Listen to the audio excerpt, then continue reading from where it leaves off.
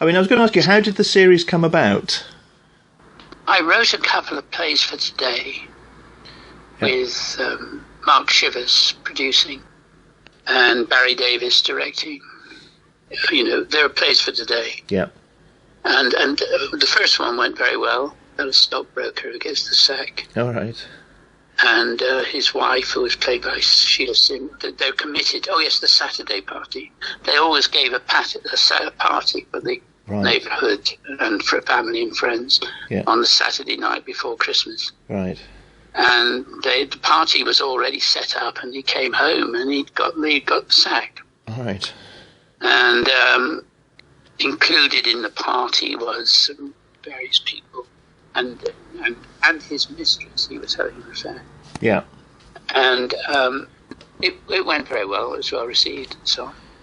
And it ended with him saying he was going to, the marriage was over. And Mark said, you know, it could be a sequel to this. And I said, yes, there could, actually. I was thinking of that.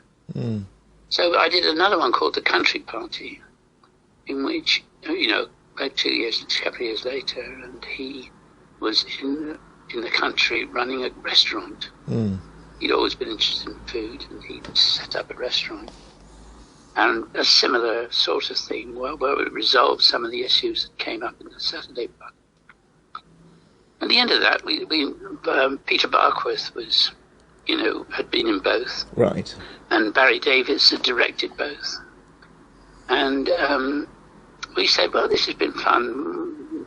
Maybe we should do a series. Mm. And form a company. Right. A production company. So we agreed to do that. So I said, well, what was this series be about? And Peter Barkworth said, well, I've always wanted to be a bank manager. And my heart sank. Yes. Can I imagine anything more boring than a local bank manager? Yeah.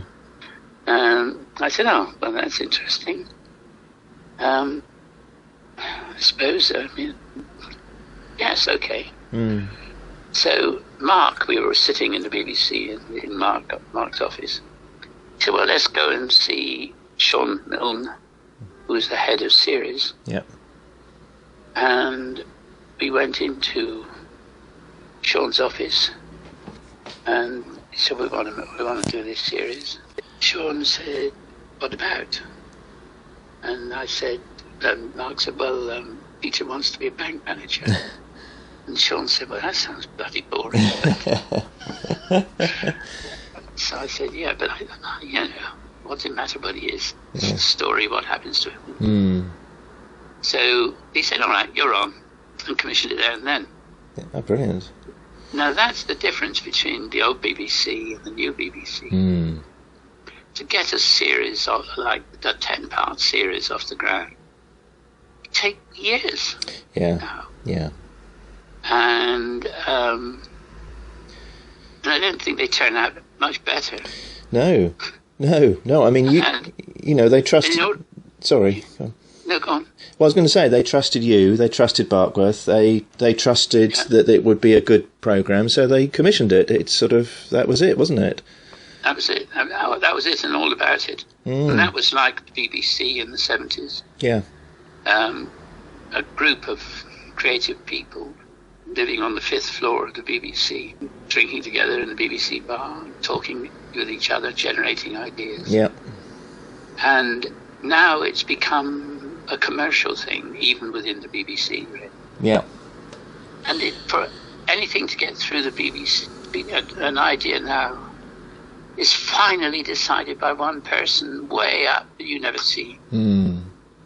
You have to put in this and that, and I never wrote a thing down before I was commissioned. Yeah, you didn't write a thing down, did you say? No, I didn't say. I didn't offer Sean Milne, right? You know, an outline or anything. I had no idea what I was going to write. Wow.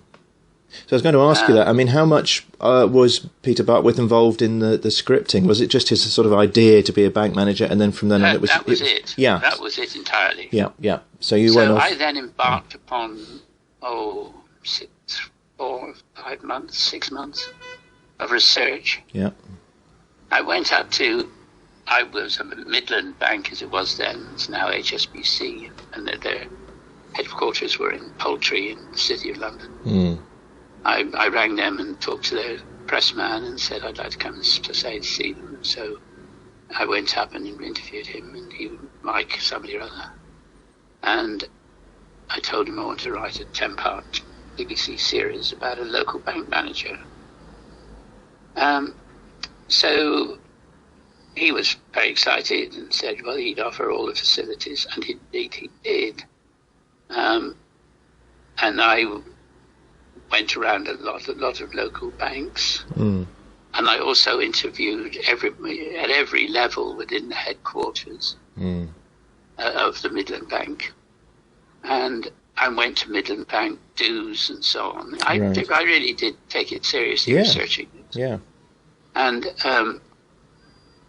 all sorts of interesting things emerged. I mean, like, for example, Mike telling me of the parties they had, sort of reunions amongst the bank staff and so on. Yeah. And there was always this one old man standing in a corner, quite a bit out of things. And he said to somebody, who's that? Oh, see him here. He says, oh, well, he's I forgot his name. You see, I'm 85 now. Oh, gosh. My memory is shit. So. Jack Smith, I'll call him. Yeah. That's Jack Smith. I mean, he founded Tesco. Yeah. And I said, oh, it's interesting. He said, yeah, it's an interesting story. He had a barrow in Whitechapel Market or something, and he went to a bank manager and said, he wanted to start a little shop. Yeah. And he wanted, I think it was £100 loan. And the bank manager talked to him and thought he could do it, so he lent it to him. And the bank manager got into enormous trouble because this man had no, the bank regarded it as a risky loan. And from that grew Tesco, whereupon he became a sort of hero. Yeah. That bank manager.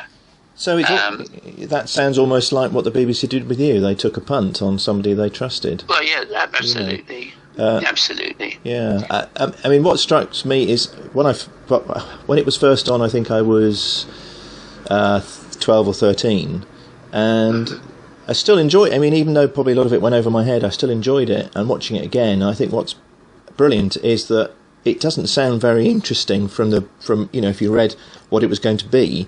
But essentially, it's about midlife crisis, a life change, the sort of breakup of a marriage, but then the resolution of the marriage, etc. It's all about that, set against the backdrop of banking. And to me, the bank manager, it smacks of realism. There's nothing. The conversations, it's probably the way Barkworth presents them, but everything is so believable. There's nothing in there that doesn't ring true, which I guess is because of all the research you did. Well, I hope so. Yeah, I mean, I hope so. Yeah. But another interesting thing was as a result of all this research, I have to say I did find an awful lot of the local bank managers pretty boring. I didn't find them, the stuff of drama that they were. So I had to find a way of having a local bank manager which actually was, and this is cheating a bit, I suppose, who had more flair and depth than I often found in your typical local bank manager. So that's why I had him actually a high flying bank manager, and we started him miserably coming back from another foreign trip, and really fed up with this roaming sort of international jet setting life, or really rather cross-channel ferry setting life. And deciding that it was time for him to enjoy his boat and things. And so it was a bit of a cheat, but dramatically it was necessary for me to give him a bit more intellectual oomph than the average bank manager had. Oh yeah, I mean, what I like about it is it's a bit like a sort of financial good life, in the sense that somebody's turning their back on the rat race, and that's what makes it interesting. That if it was just about a bank manager with aspirations, that wouldn't be nearly as interesting as somebody who's had this high-powered job, like you say, and has chosen against the wishes of his bosses, etc., and his wife to change. I think that's where a lot of the drama comes in. Really, it is, actually. And it gave me a dramatic space where I could work. Yeah. Oh, yeah. You see, in all this interviews I did, and it was dozens, if not 100, to upwards of 100 interviews of all the people in the bank, and that included most of the, the top members, the heads of all the departments, and so on and so on.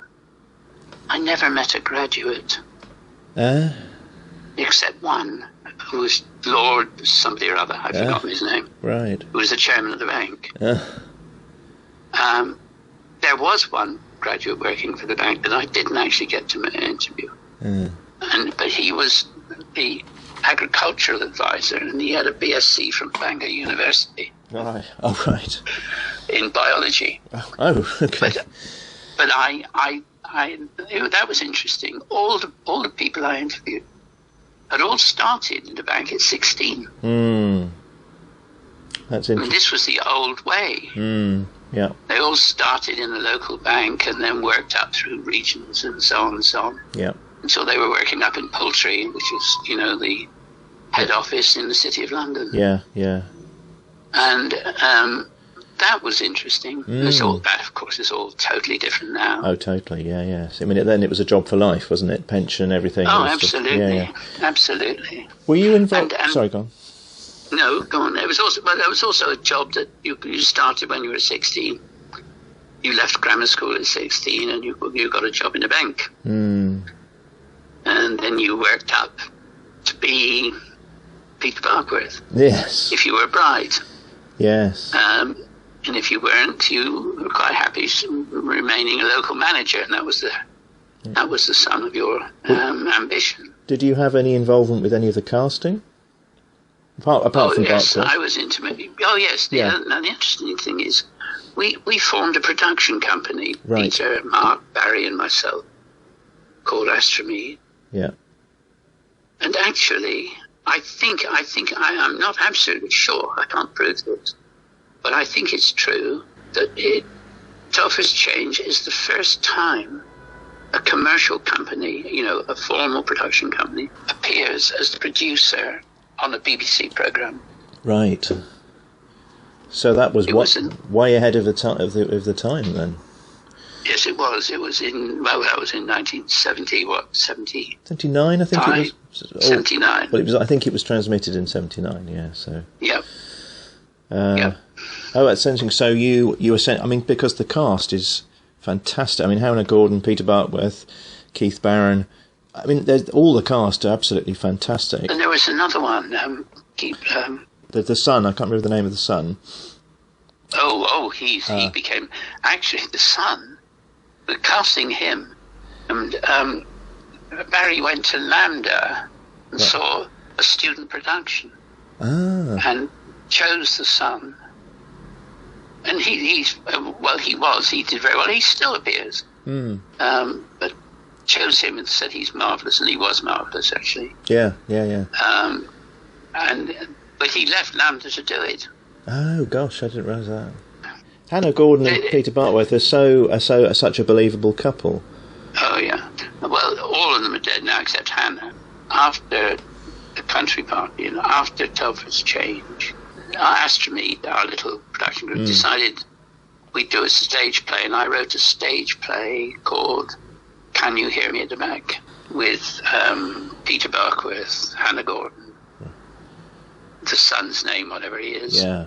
And actually Stephanie Beecham came in there. Ah, okay. And that played at the Piccadilly for 9 months. The term of the actors' contracts, they contracted for 9 months. Right. So we played it at the Piccadilly Theatre for 9 months. Right. Did quite well. Yeah. You see, and actually it played on the back of Telford's Change, to be honest, because the last night of Telford's Change had an audience of 14 million. Wow. It was a huge success at the time. Did you attend any of the location filming or the studio filming or the? Oh, I was there all the time. Right. Because we were a group of 4 making this thing. Right. Okay, so you were. But again, very different from now. Yeah.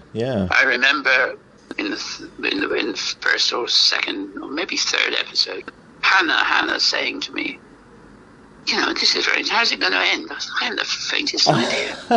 I was still writing episode 8. I was going to ask you about that, actually, whether you had the end in sight from the beginning. No.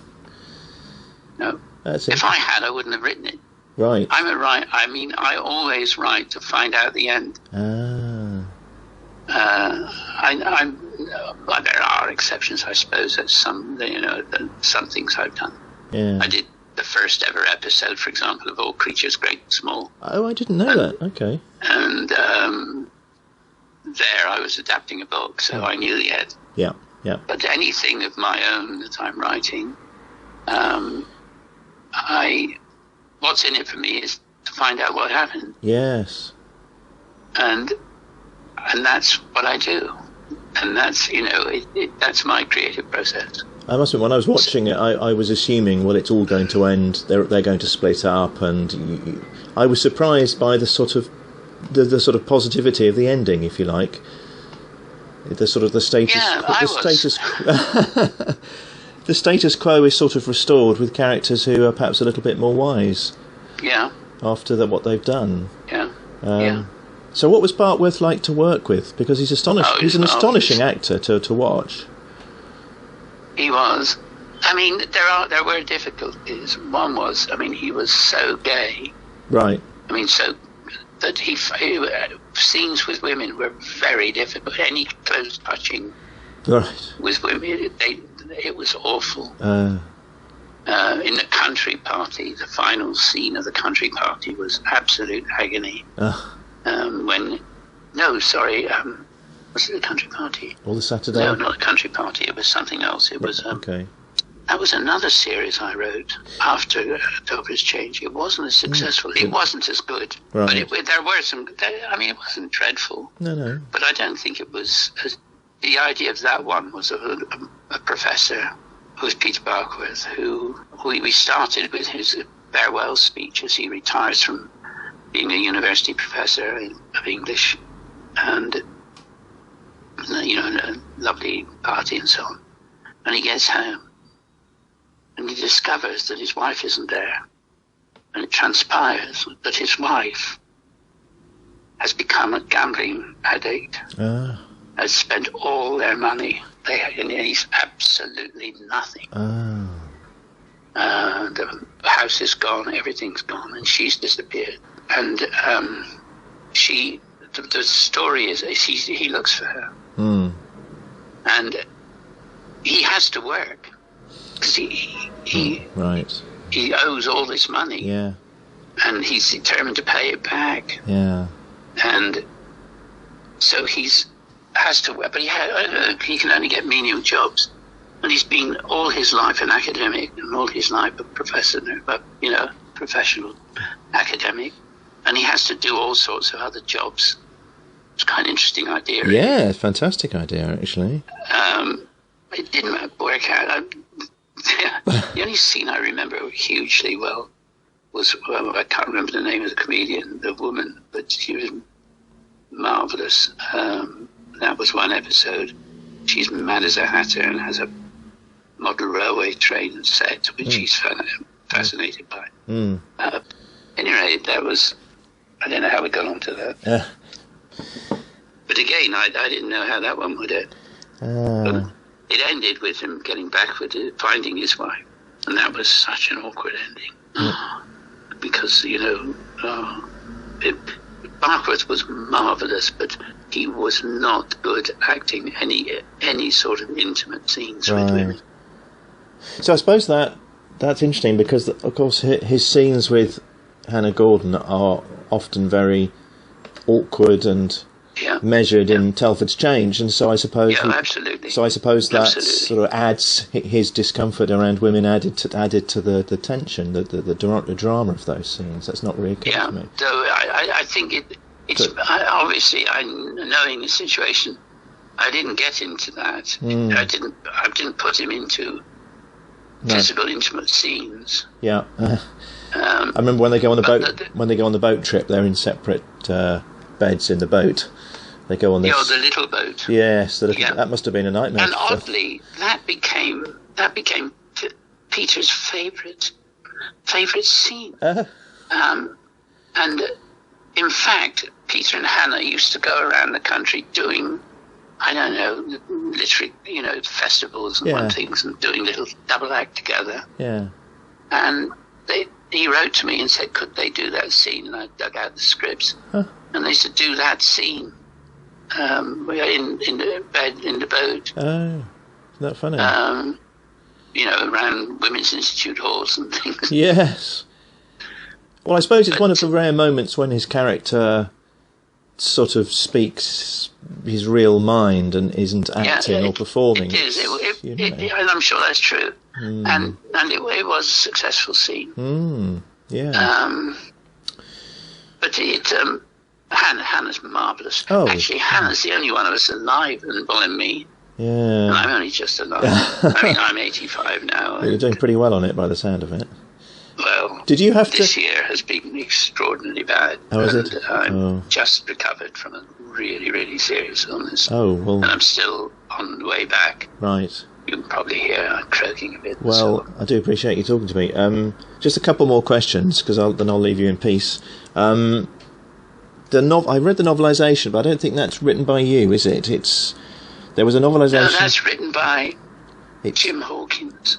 Is that okay? Who's a friend of mine. Right. I was so busy writing. I was writing all the time plays. I mean, I wrote a lot of television plays. Yeah. And they asked me to do a novelisation. I just didn't have time to do it, so I gave it to Jim. Right. Who was trying to get going as a writer. Yeah.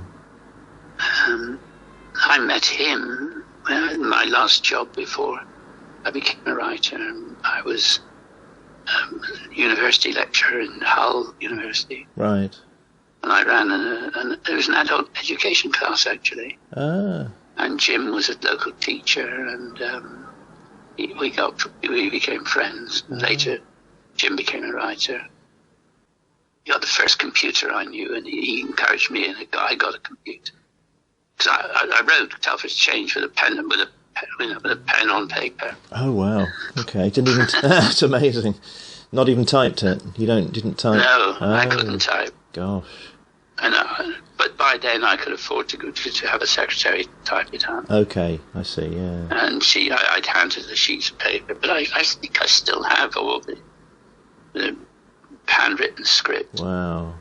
And in fact, I didn't start as a writer till I was 40, really. Yeah.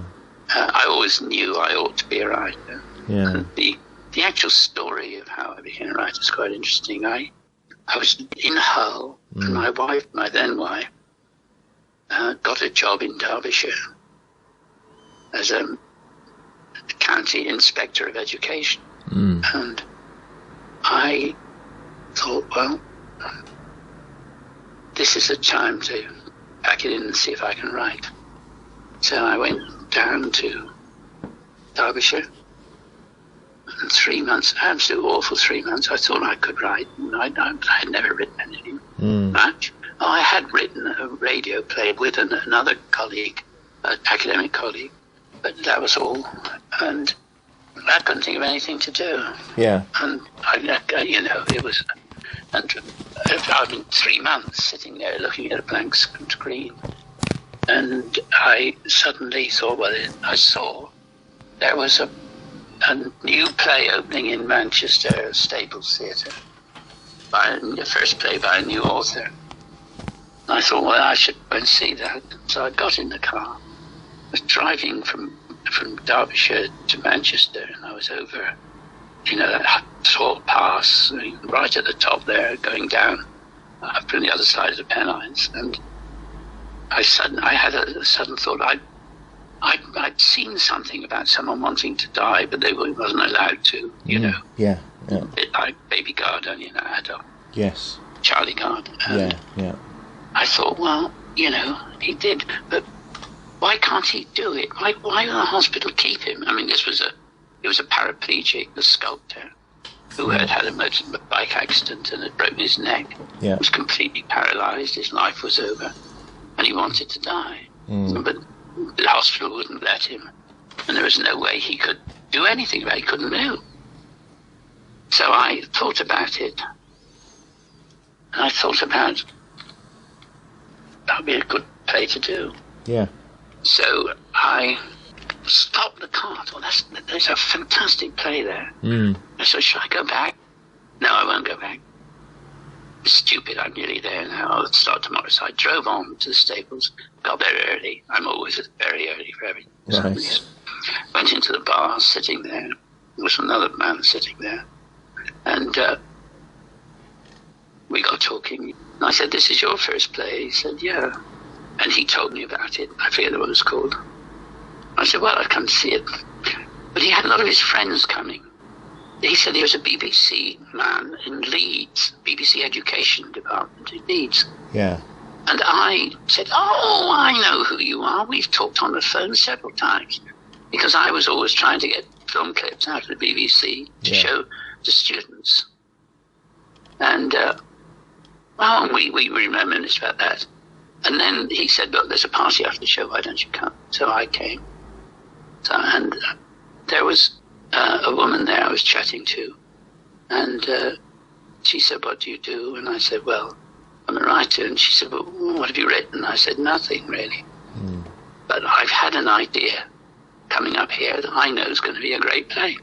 And she said, tell me about it. So I told her about it. She said, that is very good. She said, well, look, I'm working as an assistant to a producer in the BBC. And I said, oh, that's interesting. And I said, actually, I met someone who was a man called David Hare. And she said, I said, I don't know if you know him. She said, well, I do, actually. I'm married to him. Yeah.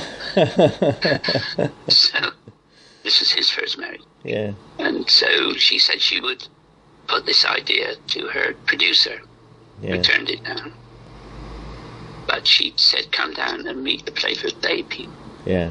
So I went down to the Play for the Day. I met in the BBC bar. This was a great day for me. Being in the BBC for the first time, really, and meeting the story editor of Play for the Day. And so I told her the story, and she said, it sounds very good. She said, well, look, you've got no track record. I can't commission you to write it. I'll give you £50 to write a treatment. Right. I said, what's a treatment? She said, well, just what it's about. So I didn't know what a treatment was, and I knew I couldn't write a treatment because I don't know what the play's going to end. Yeah.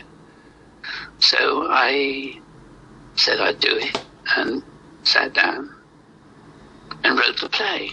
Yeah. Sent it in. Graham MacDonald was the producer, and he turned it down. So I had an agent, and she sent it all around. It was rejected by 14 agents, producers in television. Until I thought, well, it was a bloody good play. I said, I thought to myself, I can't do any better than this, so I'm not going to be a writer, and so I better go back to being a teacher. Sure. So I got a job in Bretton Hall, which was a teacher's training college specialising in drama in Yorkshire. And I was there one day, and the phone, because it said it's a phone message from you from Granada. And it was Granada, and it was the head of Granada saying, look, we had a pile in the slush pile here, and we've lost a play. The script's gone down for some reason or other, and the director wants to do your play. So they did it, and the play was called Whose Life Is It Anyway? Which was huge. Yeah. I mean, it became huge. Yeah. Later, I made it into a stage play, and that ran for 3 years in the West End with Tom Conti and Jane Asher. Yeah. And then it went abroad, and, but it's been practically in every country of the world now. It's the biggest thing. And then it became a film with Richard Dreyfuss. Yeah. And from being absolutely nothing, I was suddenly the most. I mean, from then I could write whatever I wanted to. Yeah, yeah. Because I only had to say, "I'll write somebody a play," and they say, "Oh, please, what about?" I said, "I don't know, but it's about something, like bank manager." Bank manager, yeah. They'd say, "Well, write it." Yeah. That's amazing. So it was just amazing. That series you mentioned, I've looked it up now. It's called Late Starter. Late Starter. And I think the comedian you're talking about must have been Beryl Reid. That's it. It was. Yes. I've just sort of. She was marvellous. Yeah. Yeah. Was marvellous. Yeah. Because interesting, that sort of gambling addiction, and I kind of think of as a new problem, and yet I was reading The Old Curiosity Shop, I think, and that the gambling addiction is pretty key to that as well. Yes, it is. It goes back as long as human history, I'm sure, actually. Oh, I'm sure it does. Yes. No, that's fascinating. The last question to you, I suppose, is Telford's changed sort of. I mean, back in the day when you used to have real bank managers, you could talk to.